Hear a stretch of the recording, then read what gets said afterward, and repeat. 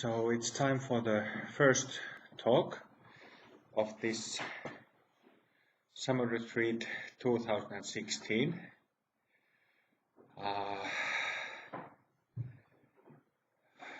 It's the first day of this retreat, and I'm not sure if I'll manage to go into this Longchenpa's book today, because I have a few other quotes that I found from my computer a couple of days ago. So I thought that maybe in this first talk I would read these quotes by Machig Labdron and Garab Dorje, and then, if not today, then tomorrow we'll go to Longchenpa's book. So like we were talking yesterday, in open heart practice, the basic view, or like a starting point, is open awareness itself, right? So we have this, it's both the starting point and the end point of our practice method. And what happens between the starting point and the end point meaning the final attainment, meaning attainment of Mahasiddha Bhumis, in other words, full enlightenment, Buddhahood, in this body, in this mind. What happens in between those two points is a gradual practice of mind purification, awakening mind purification with Tibetan heart yoga, and then advanced tantric practices after the 6th Bhumi. So that's, in a nutshell, that's the open heart method. So I have here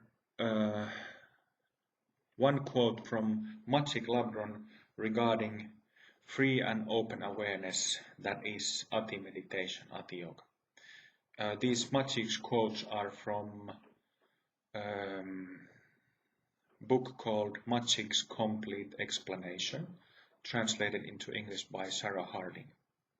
So Machig says, "Mind itself has no support, has no object. Let it rest in its natural expanse without any fabrication. When the bonds of negative thoughts are released, you will be free, there's no doubt. Mind itself has no support, has no object. Let it rest in its natural expanse without any fabrication. When the bonds of negative thoughts are released, you will be free, there's no doubt."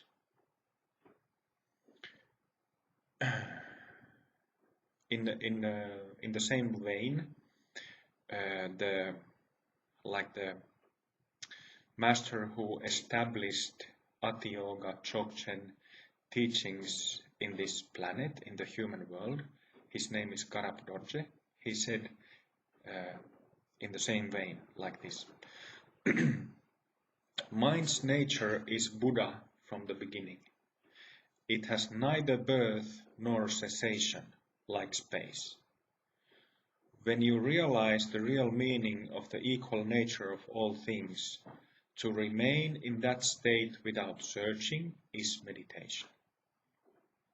Listen carefully. Let the words sink in. Really listen what it says. Mind's nature is Buddha from the beginning. It has neither birth nor cessation, like space. When you realize the real meaning of the equal nature of all things, to remain in that state without searching is meditation.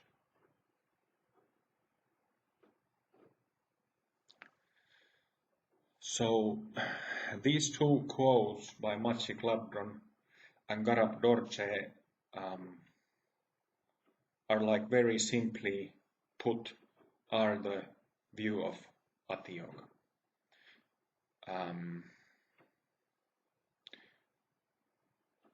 Maybe I'll read the other two quotes from Machig Labdron regarding the starting point. I mean, when there's the starting point and end point regarding the mind purification, mind clarification, or cutting through samsara that we do with Tibetan heart yoga. This is what Machig says. With a loving mind, cherish more than a child the hostile gods and demons of apparent existence, and tenderly surround yourself with them. Again, with a loving mind, cherish more than a child the hostile gods and demons of apparent existence, and tenderly surround yourself with them.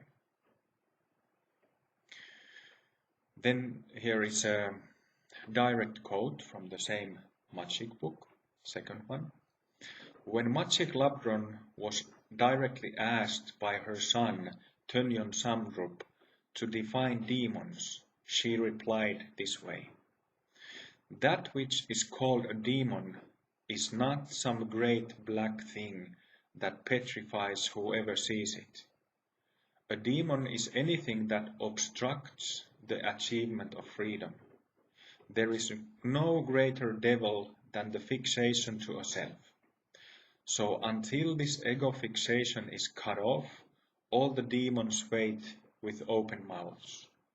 For this reason, you need to exert yourself at a skillful method to sever the devil of ego fixation. I'll read it again also. That which is called a demon is not some great black thing that petrifies whoever sees it. A demon is anything that obstructs the achievement of freedom. There is no greater devil than this fixation to a self. So until this ego fixation is cut off, all the demons wait with open mouths. For this reason, you need to exert yourself at a skillful method to sever the devil of ego fixation.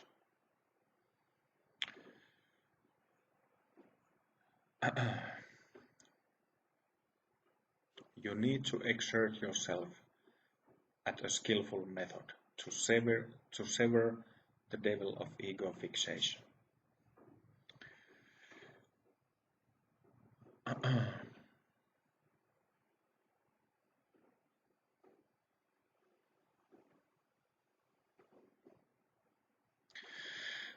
I kind of jotted down the main points of the open heart method, and you probably have heard me or have seen my writings about these topics and heard me talk about this before, but anyway, I kind of felt of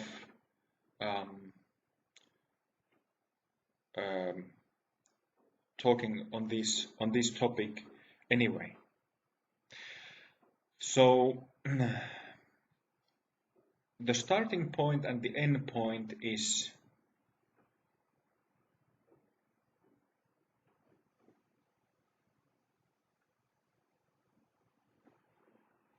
free and open awareness. In other words, in classical terms, atiyoga. Ati means something like primordial, maybe original, something like that. And so this open awareness, as we talked yesterday and as we practiced yesterday, it has no center. It has no localization. It is not located anywhere, right? Because it's not three-dimensional space. because it has no borders like walls, it has no floor or a ceiling, therefore it neither has a center, because three-dimensional space has a center, right? This is simple logic. So we can think about this whole mind purification, mind clarification, the topic of it from the viewpoint of localization, which would mean like a reference point in that openly aware space, reference point, or several of them, many of them. Or we can look at from this ultimate absolute nature that has no locality. So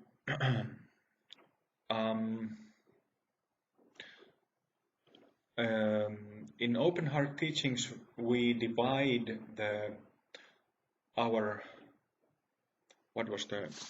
there was this, Machig was talking about ego fixation, and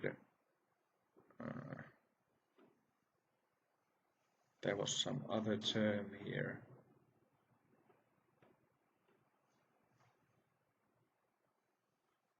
I can't find it now, but so how in our method this ego fixation has been divided. It has been divided into two main parts, or two main fields. The first one is the subject self, me, I. When I say I am angry or I am happy, it's the I, the one who you would point with your finger when asked where I is. Me, I. And the other field or part of this ego fixation are all the thoughts and emotions and the subtle energy where these thoughts and emotions come up from. So considering these two, this subject self and these object selves, like I call them, these minds, these thoughts, emotions, mental stuff, it's a whole bunch of reference points, localized points in this open aware space. Are you following me? Yeah. So the way how we deconstruct or tear down this complex of ego fixation is first, or as soon as possible, recommended to use the two-part formula to generate so-called awakening, which means that the illusion of here in this body, there being this me or I, this subject self, this illusion vanishes, right? Two-part formula for that. And then for further mind purification, we have Tibetan heart yoga, which one can of course begin even before awakening, but for sure one has to continue mind purification or start it after awakening as well.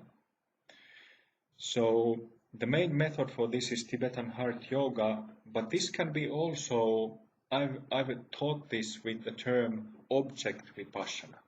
Like I was mentioning about these object selves in the form of thought, emotions, this and the subtle energy where they spring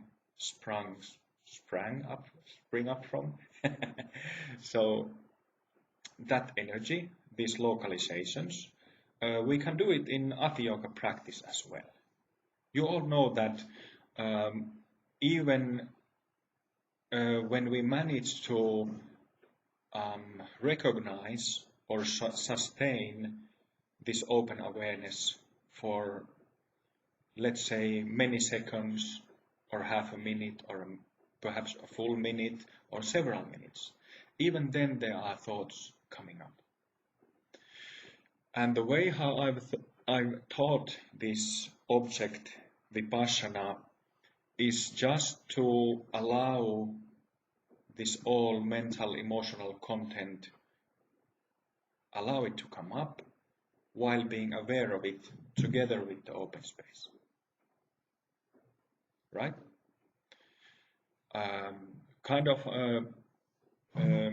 The same technique applied in a slightly different way would be to when you are aware of this open awareness, knowing awareness, and a thought comes up, and you can usually feel it in your physical body as well. And especially if there are like strong emotions, like these demons of ego fixation that Machig was talking about, you can feel them in your body, like little ache or pain, or like there's some knot there. So the way how you can apply this technique in a slightly different way is to, when this thought or emotion comes up, and while allowing it to appear in this open space, notify this mental emotional localized object appearing in the mind, and notice the space around it, like the immediate space around it, like a little bit similar like the atmosphere around Earth, a little bit similar. So there's no need to try to make it disappear or push it away, or there's no need to try to do anything to it. You just need to put it to a larger context of this original open awareness. And then the devil of ego fixation in regards to that localized delusion creating object being is released. So just a simple tip of clarifying the natural state further and further in regards to these objects. One other useful tip is that you already know the technique how we practice atiyoga, ati meditation, which is to, in case if you're distracted or this open space,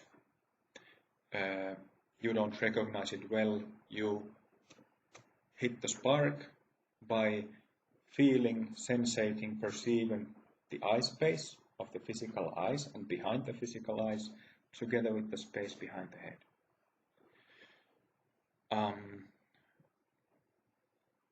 But there can also be this subtle tendency to, even after awakening, there can be this subtle tendency to seek outwards. I'm talking about, yesterday we were talking about butting one's head with the technique and not just relaxing to this open awareness. You remember that? So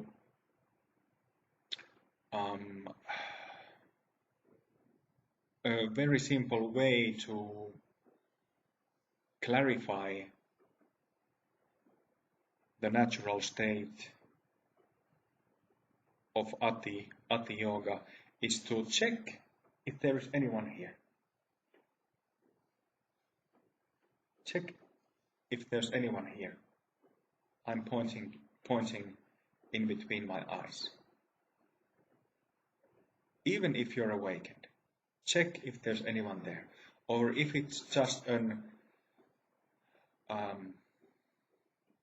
empty hole,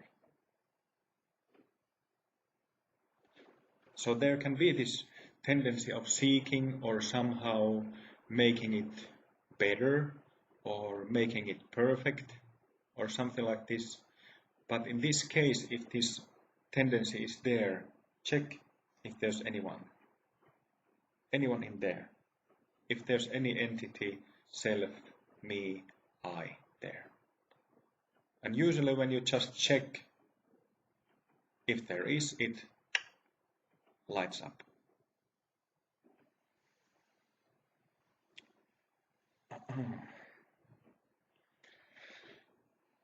So let's see.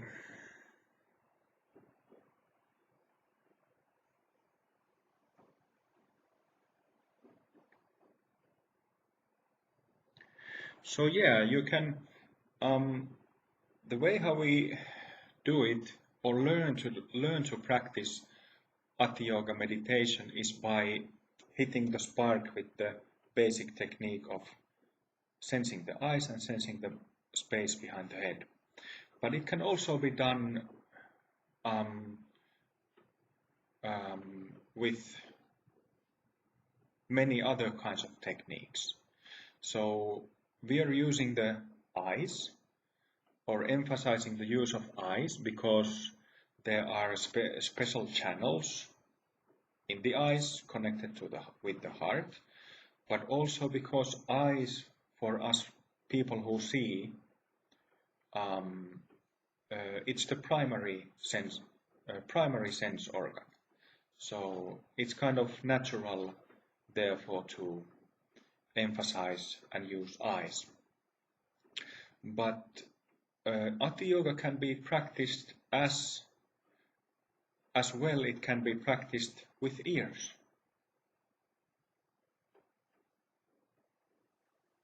Space hearing, space gazing regarding eyes, space hearing regarding ears.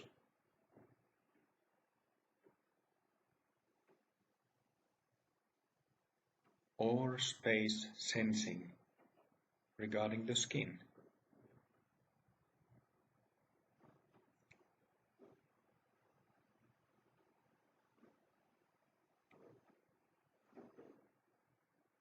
Try space hearing for a few moments.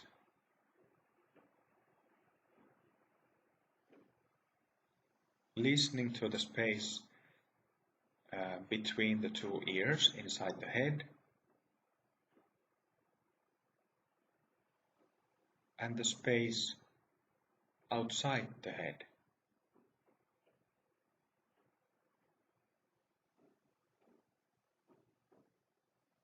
There are many audible sounds which appear in this larger, vast space, right?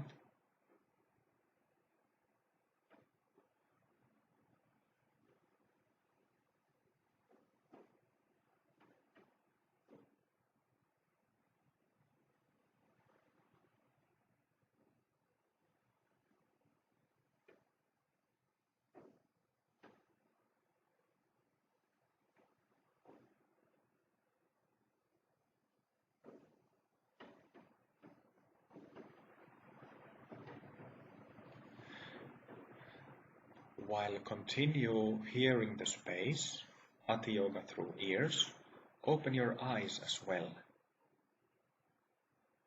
Combine space gazing and space hearing.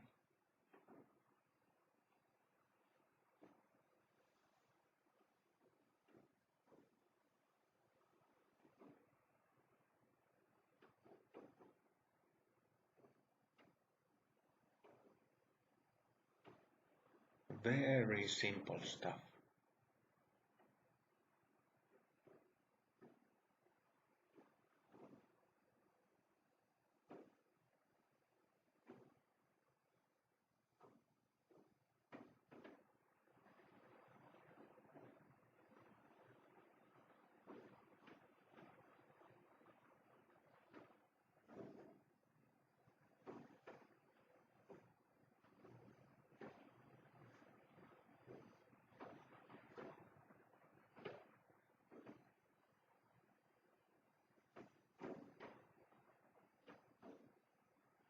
And then the third sense that we have also used when embodying this open awareness, we have used the so-called 4 gears of open awareness.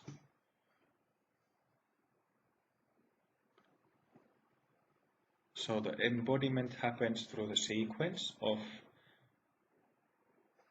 first recognizing and sustaining this open awareness in regards to eyes, or at this moment also ears, and sensing the skin of the head. Connecting this open space with your physical head by simply sensing the skin.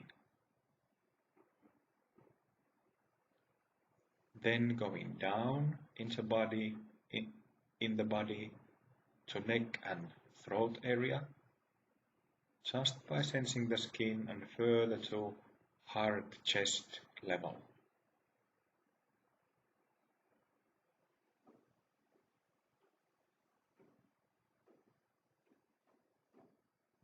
So now this open, aware space enters the heart cavity, and when it does, there is this wonderful, wonderful softness, love,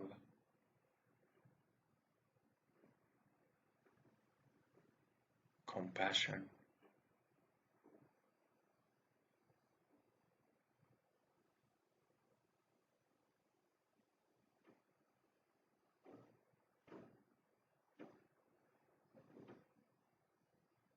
and when this connection with the heart happens, you can also feel the vast space, sky-like space opening from the heart, right?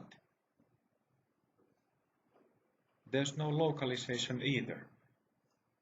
Even if our physical body is always localized in the three-dimensional space and three-dimensional world, this open heart, open mind space isn't.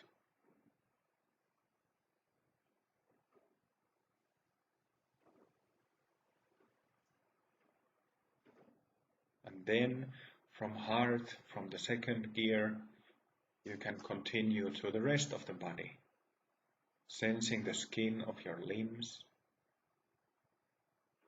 like arms, hands, fingers first,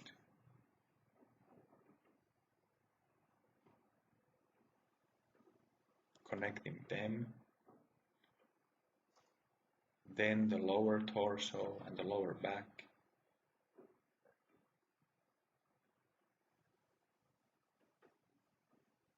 thighs, knees, calves, ankles, feet, and toes.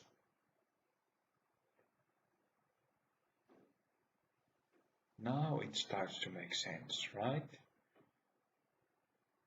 Like embodying open awareness. It feels just perfect. Very natural. No added flavors, no artificial colors.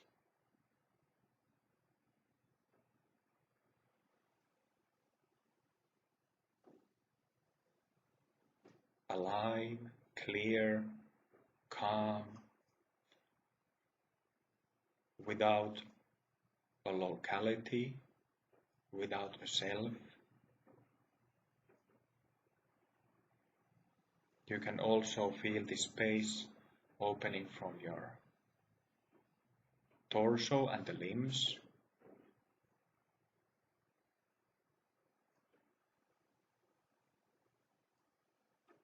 You feel the space both inside the skin and outside the skin, while the open mind space is actually not located in neither one.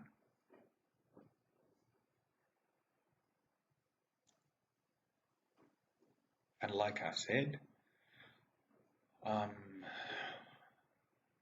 if and when there is thoughts, emotions, any kind of movement happening in the mind, Just allow these objects come.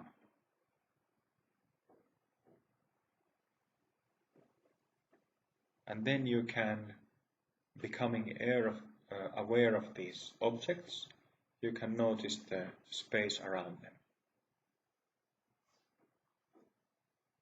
You can see them from this vast open space, notice what they are and sense the space around them. Put them into context, larger context.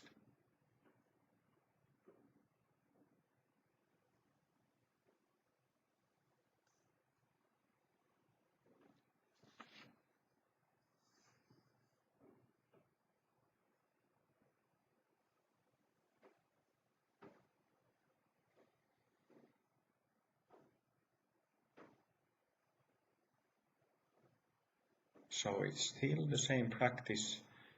We have gone through the sense of eyes, sense of ears, or organs of eyes, organs of ears, and the organ of skin. And it's still the same space, still the same atiyoga, ati meditation. And like I said before, when you keep practicing in the long run, this embodiment becomes natural by itself. If it wouldn't, there would be a dichotomy, duality there, of this open awareness being separate from the body. But it's not separate. It's the same thing, essentially the same thing. So Machig Labdron says, mind itself has no support, has no object. Let it rest in its natural expanse without any fabrication. When the bonds of negative thoughts are released, you will be free, there is no doubt. Mind itself has no support.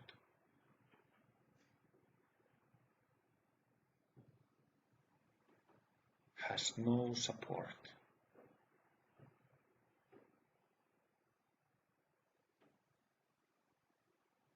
Has no object. Has no subject.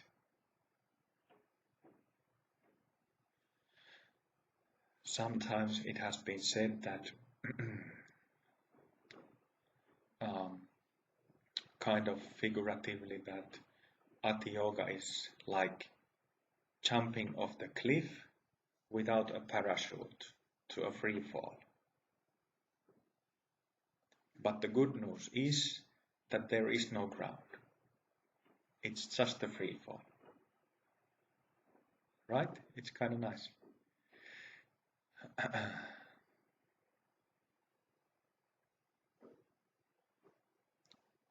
So how this mind itself has no support, how it could be interpreted, and what I think it means is that there is no self-entity, there is no localization, which is another way of saying that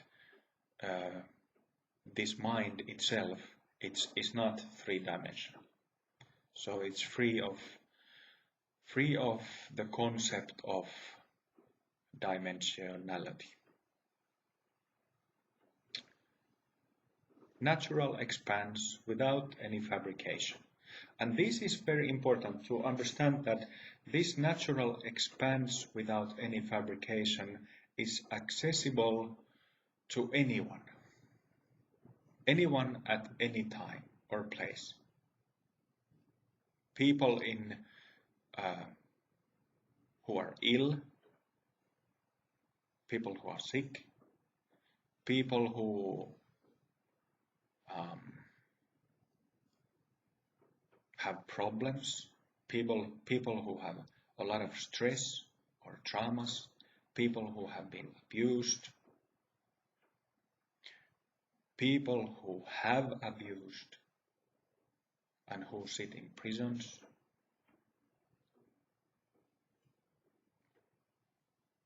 This natural expanse without any fabrication is accessible to young people, like children or youngsters. It is accessible to adults. It's accessible to old people, both men and women, regardless of religious orientation, denomination.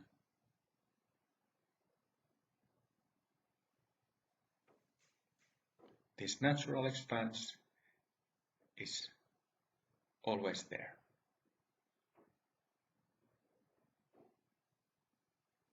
And that's wonderful. I would have wanted to hear this many, many years ago, before the trouble started. So I would have known that when the trouble started, what to do about it, right? I think many of us, or all of us, can say the same thing.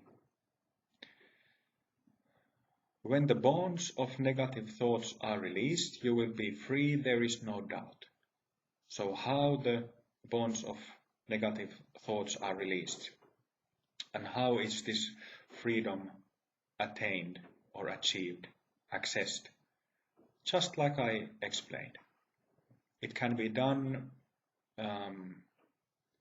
just by recognizing this natural expanse, open awareness, and then being aware of mind content appearing in that open space. That's the simplest way. Or if one is interested and motivated, one can do tantric practices. Receive initiation to a practice like Tibetan atiyoga and practice it systematically, going through the energy channels, nadis and energy centers, and systematically purifying these subtle, energetic, dualistic imprints that are engraved, like carved, in the subtle nerves. Subtle nerves means nadis and chakras. So Tantric yoga, in my experience, is the fastest way of mind purification. Sometimes it's been said that because this open awareness is there is no need for mind purification. Sometimes this view is talked about or asked about, or people are interested. So if this open awareness is there, why there is a need to do any practice? Why not just recognize again and again and again this natural expanse? Yes, you can do it perfectly. But the thing is that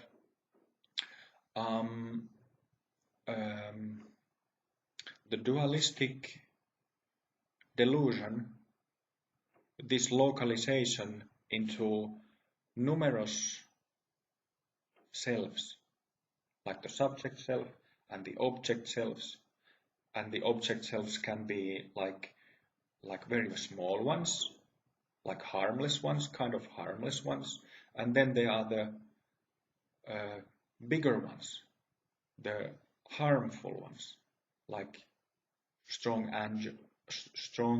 anger, aggression, and all that, all those strong emotions, powerful demons. Demons is a word that Machig often uses. So,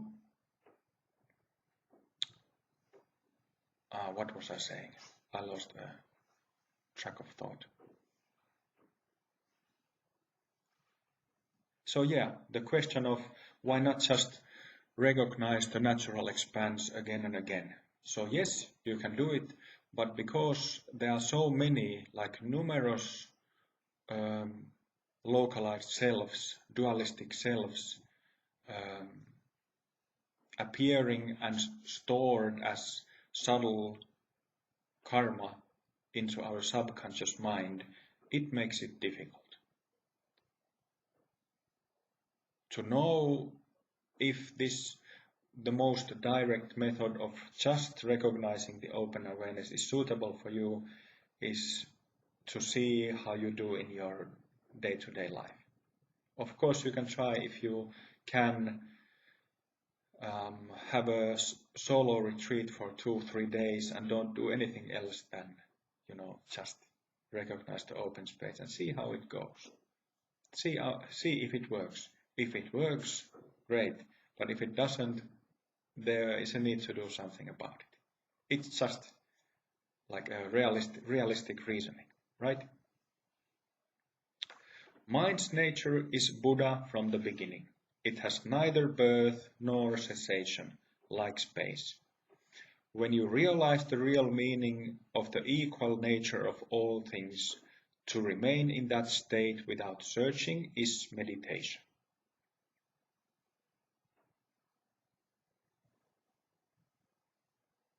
Mind's nature is Buddha, or in other words, mind's nature is enlightened, non-dualistic, from the beginning. It has neither birth nor cessation, like space. Neither birth nor cessation.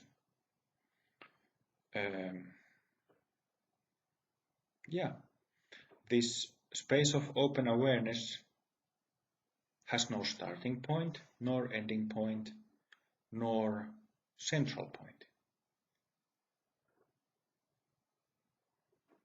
If you recognize it right now, what can you find there? Can you find any kind of thing there?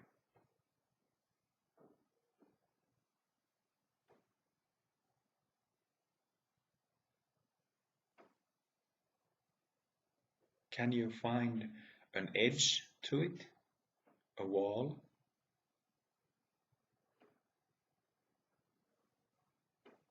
Which would mark its starting point?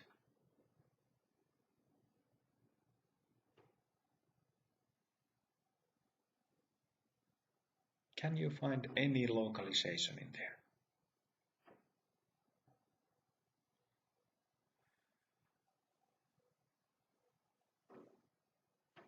I can't. Even if trying to look everywhere in the mind space,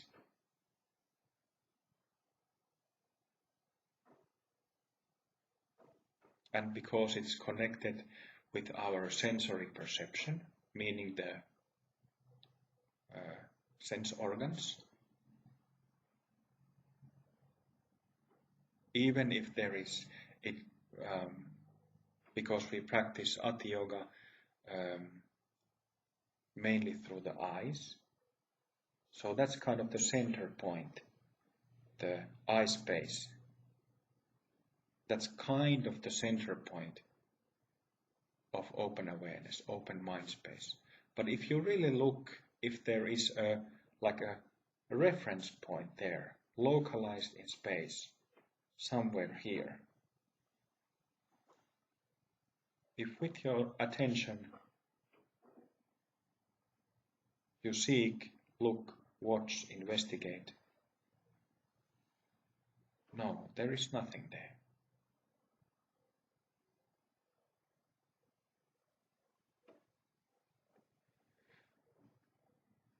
So, when Garab Dorje says that this mind's nature that is non-dualistic from the beginning, it has neither birth nor cessation. He simply defines that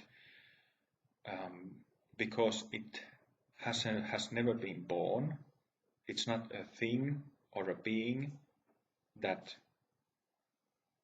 is created or has been born.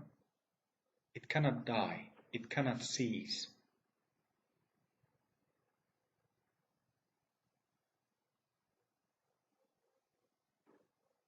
It's like space.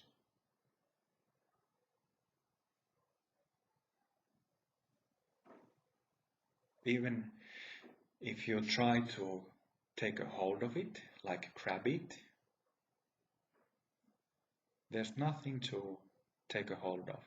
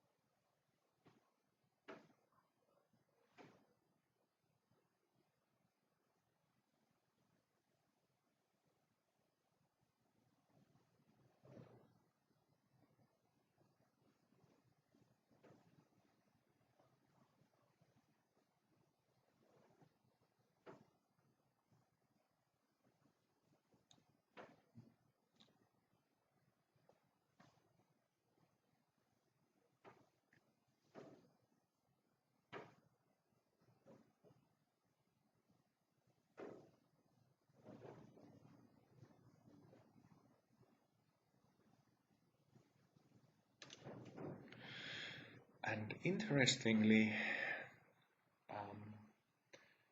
as this open awareness, open mind space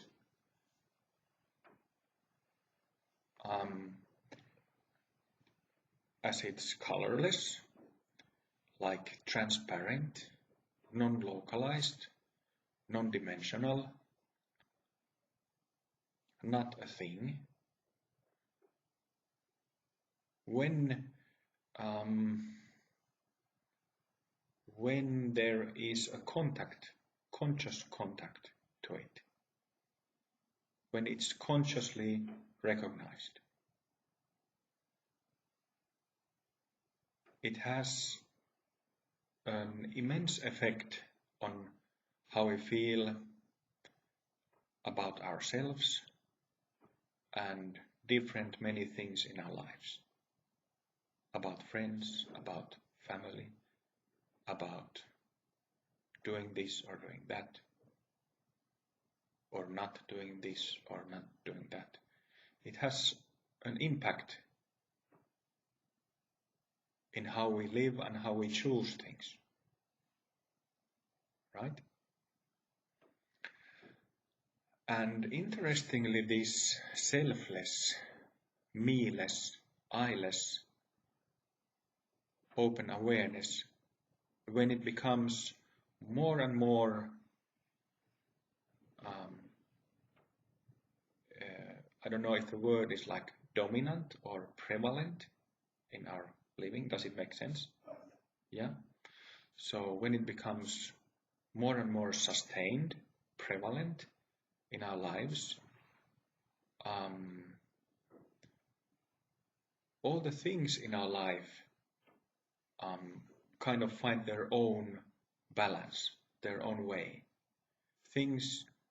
There is more space, and this is like a, so to speak, there is more space, more allowance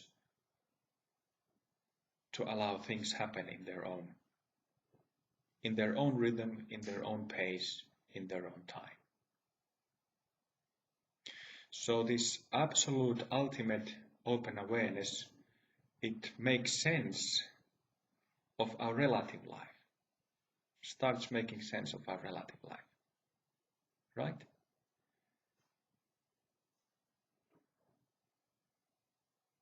When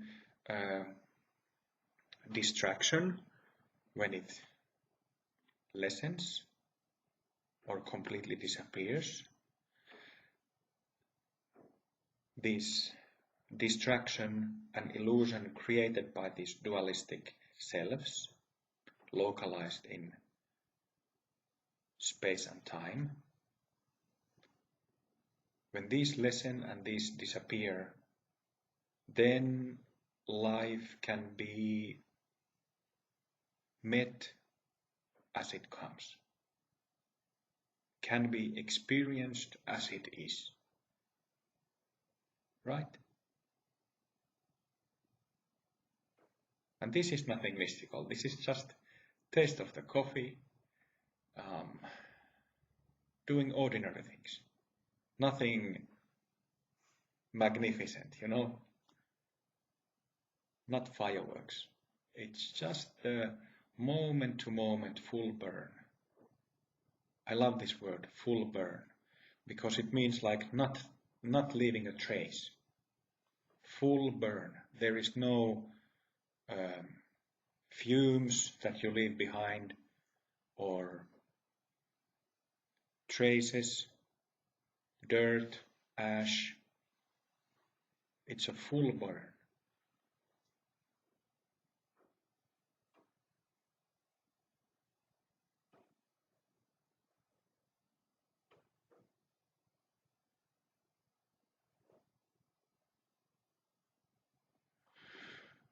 I remember this,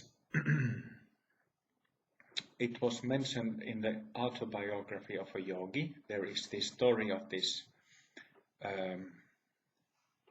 lady yogini called Shankari Mai, who was very old. I don't know actually if Yogananda met him. I think he met him, but there is the story of this old lady yogini who had been living like very strict yogi life since she was 2, 3 years old or something.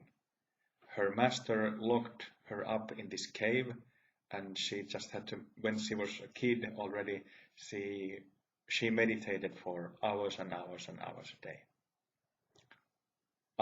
I maybe wouldn't do the same for my kids, but anyway, that's what happened. So, so this lady yogini said something, I don't remember the exact quote, but something along the lines that a man cannot call himself or herself a man, a human being, unless enlightened.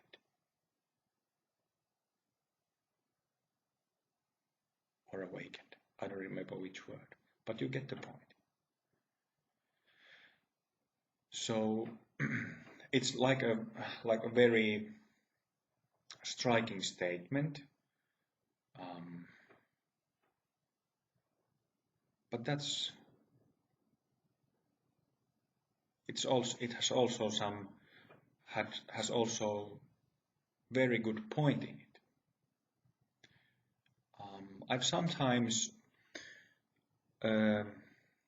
we have done these morals of open awareness workshops, or maybe you have seen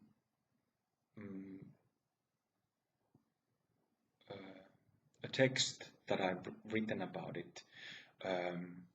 Morals of open awareness means that we can, when we are openly aware, we can kind of sense or investigate, compare our own morals as human beings to the way how open awareness feels like.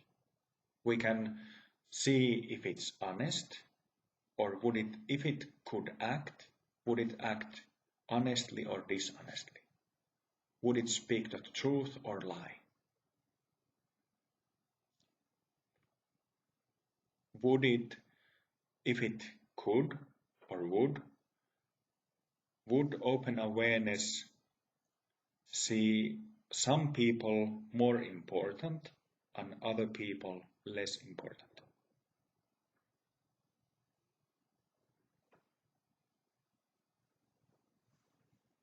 Or would it try to collect things for itself and own things or not? Or would it even give away to those in need? Right? Good points. So,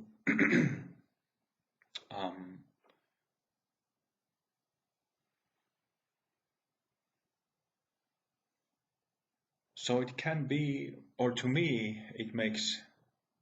We don't have time on this retreat to do this Morals of Open Awareness workshop, but you can find the text and do it on your own later. But it kind of gives a sense in investigating open awareness like this that at least most people in the world already are, with their morals, with their actions, with their thoughts and words, are already connected to it. Because most people have these morals, have the same morals, have the same will to do good, be open, supportive, sharing, and not be bad, or to take from others, keep for oneself, or to be dishonest purposefully, and so on. Right?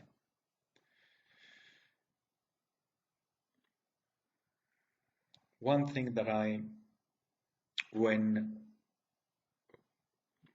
a little bit more than 2 years ago, when I was asked by a practitioner friend to help him to get awakened, I thought about it when getting the email for a moment, or a few hours, until in my mind popped up this, what is now known as the two-part formula of investigating two modes, the I-based mode and the I-less mode, and how these alternate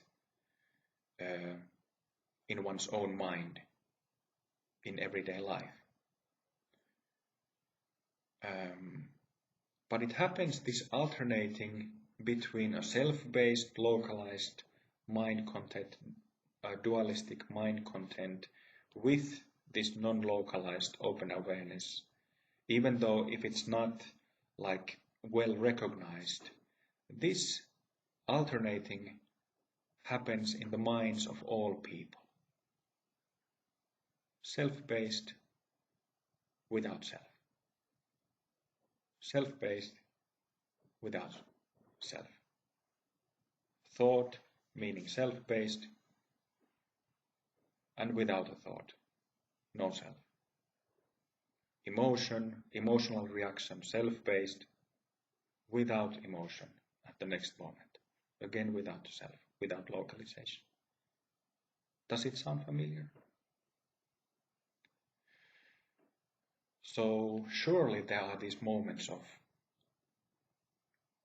open awareness, and the self is not meant to, it's like something artificial that just happens to be there because of many kinds of conditions,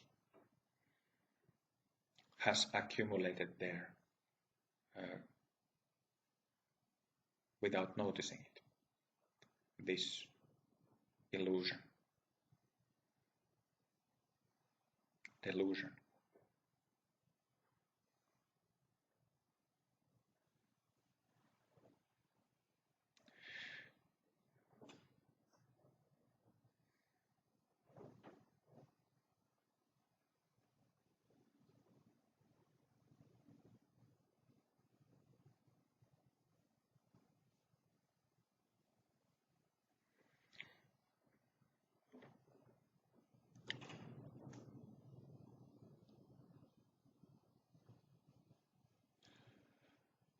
With a loving mind, cherish more than a child the hostile gods and demons of apparent existence, and tenderly surround yourself with them. Machig Labdron, when she lived in a physical body soon 1,000 years ago, she taught this specific kind of Dharma practice, non-dualist practice, that has very much like eccentric and shamanic expression. The practice that she originated and founded is called Chöd, Mahamudra Chöd. And so for her, it was, she used to talk about demons and gods and all kinds of beings all the time. That's the way how she, personally, as an open heart teacher, I talk about these subject self and object selves and different thoughts and emotions. But she's talking about the same thing, gods and demons. So these beings that we have in our mind. When we have, for example, a strong emotion and becoming identified with it, let's say like emotion of envy, being envious, it's like being momentarily possessed by this entity of envy, being envious, right? So it's kind of a entity or being that takes over momentarily and creates this, is the cause of ego fixation and creates this localization.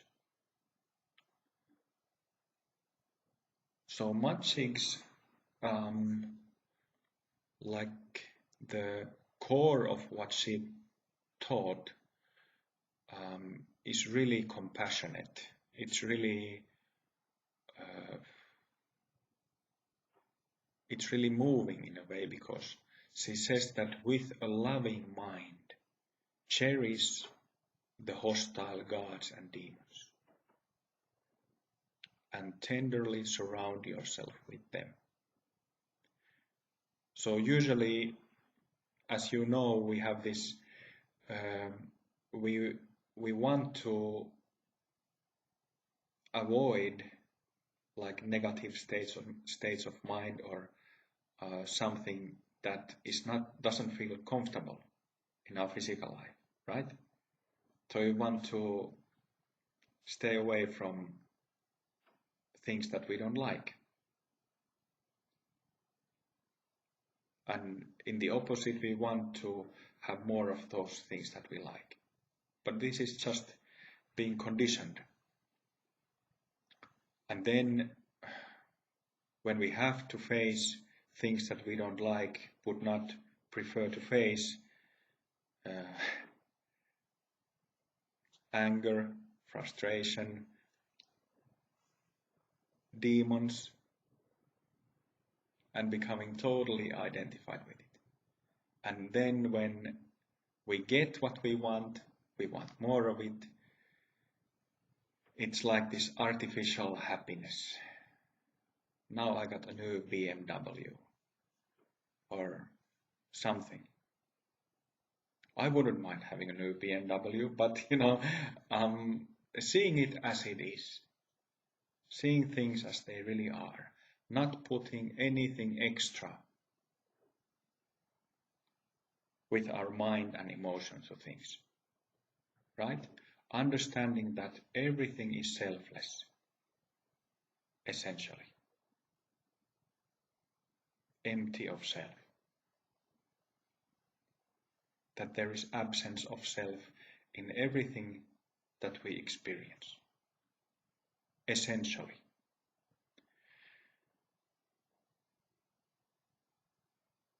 And I think that I can speak for all of us when saying that I'm sure each of us has tried to become happy, like permanently happy, by doing, buying, or using something, right?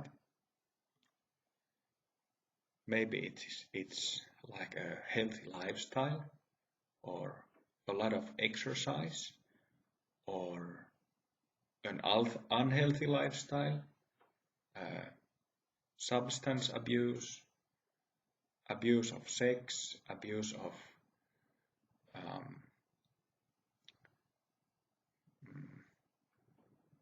like companionship, something. Usually people who are interested in mind training and meditation have tried enough of these to realize that, okay, this is a dead end. I have to try to find another way of solving this puzzle. And of course, it can be also possible that many people are in the situation when they aren't yet at the point when they realize that they are completely conditioned or biased by their mind. People who are kind of content enough or happy enough with their lives, whatever they have in their lives. And that's perfectly fine. There's nothing wrong with that. So sometimes spiritual people, especially those who are beginners, want everyone to know about meditation and awakening and these practices. But the fact is that many people don't have use for them, because one first has to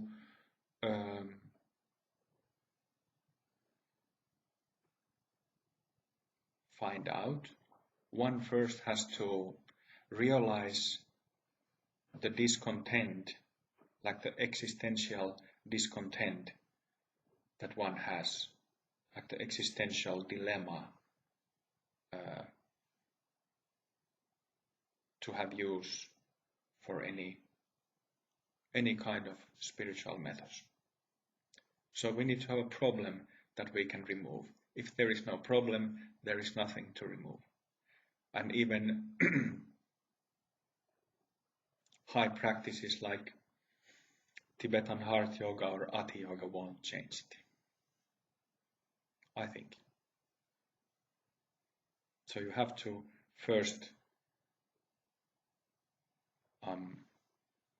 notice that you have a stone in your shoe, so to speak.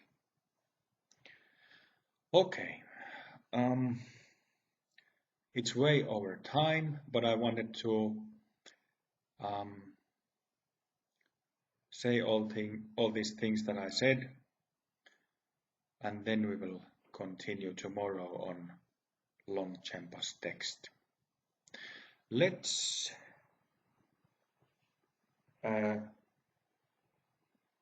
meditate for a moment.